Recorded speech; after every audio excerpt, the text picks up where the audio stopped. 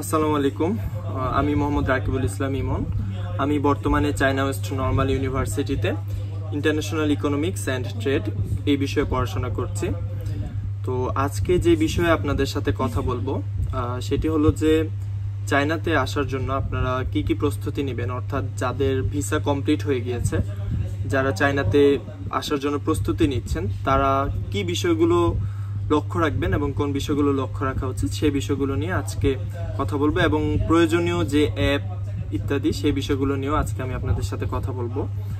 তো আমি যদি বলি আপনাদেরকে, চায়নাতে আসার ক্ষেত্রে আপনারা শুরুতেই লাগেজ গোছানোর ক্ষেত্রে যেই বিষয়গুলো বা যেই জিনিসগুলো আপনাদের অবশ্যই প্রয়োজন হবে চায়নাতে, সেই বিষয়গুলো আমি বলছি। শুরুতেই হচ্ছে আপনারা খাবার মশলা, যেটা আমরা হলুদ, মরিচ, ধনিয়া, তারপরে হচ্ছে গিয়ে পাঁচ মিশালি যে মশলাগুলো থাকে, এই মশলাগুলো আপনারা অবশ্যই নিয়ে আসবেন, কারণ আপনার কিন্তু এই মশলাগুলো অবশ্যই লাগবে রান্নাবান্নার ক্ষেত্রে।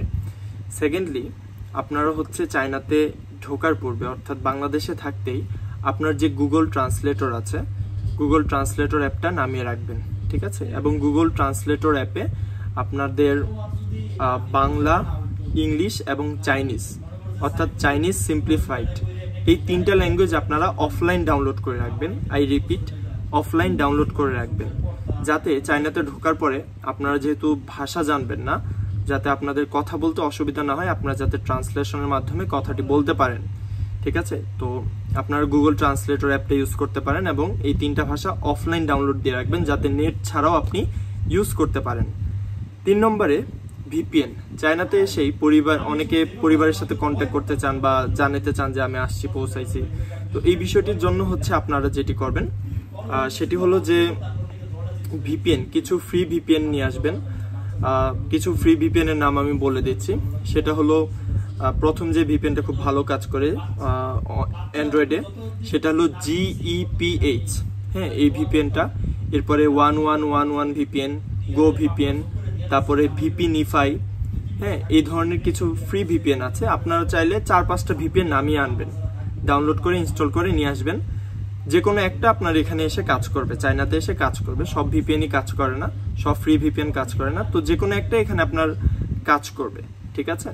তো আপনারা ভিপিএন নামিয়ে নিয়ে আসবেন অবশ্যই, যাতে ফেসবুক, মেসেঞ্জার কিংবা হোয়াটসঅ্যাপের মাধ্যমে আপনার পরিবারের সাথে কন্ট্যাক্ট করতে পারেন।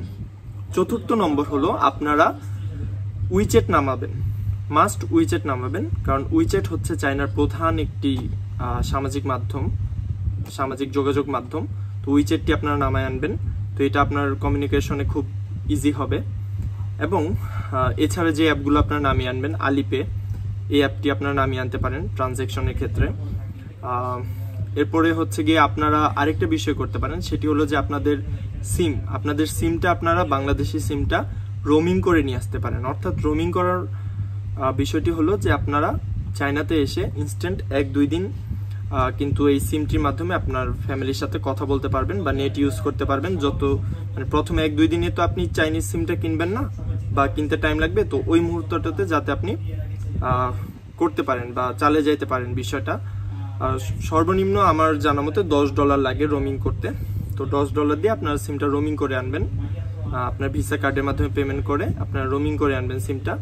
এছাড়াও সিম রোমিং করার সুবিধা হলো আপনার অনলাইন যে ব্যাংকিং, আপনারা বাংলাদেশের ব্যাংকিং সেবাটা যদি বাংলাদেশে ইউজ করতে চান, তো এই মেসেজগুলো কিন্তু আপনার এই সিম রোমিং করা থাকলে আপনি চায়নাতে বসেও মেসেজগুলো ফ্রিতে পাবেন।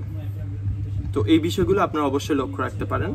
এছাড়া বাংলাদেশ থেকে আসার সময় আপনারা মশলার কথা তো আমি বলেছি, তারপরে হচ্ছে কি আপনাদের প্রয়োজনীয় নেসেসারি যে বিষয়গুলো, এখানে যেমন আপনি কিছু চিড়া আনতে পারেন, চিড়া এখানে পাওয়া যায় না, ঠিক আছে? তারপর এছাড়া বাদ বাকি সবকিছুই পাওয়া যায়, স্ন্যাক্স সবকিছুই পাওয়া যায়।